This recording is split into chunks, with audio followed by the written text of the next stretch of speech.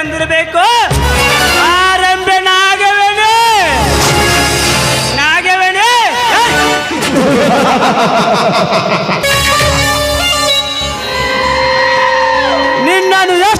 ನಿನ್ನನ್ನು ಎಷ್ಟು ಸಲ ಚುಂಬಿಸಿದರು ಹಂಬಲ ತೀರದು ಈ ರತ್ನಾಕರನಿಗೆ.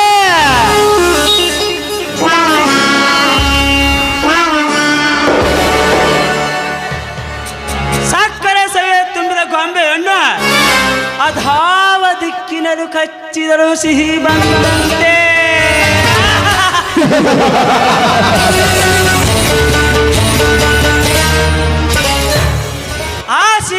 ಆ ಗೊಂಬೆಗೆ ಸಿಹಿಯಾದ ಹೆಣ್ಣು ನಾ ಈ ರತ್ನಾಕರ ಸರಿಸಾಟಿಯಾದ ಹೆಣ್ಣೆ ಸಾಕ್ಷಿ.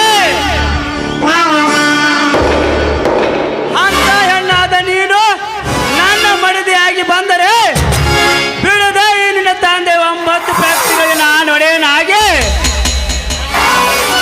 ಈ ಕರುನಾಡಿನ ದನಕನಕನಾಗಿ ಮೆರೆದಿದ್ದರೆ ನನ್ನ ಹೆಸರು ರತ್ನಾಕರನೇ ಅಲ್ಲ.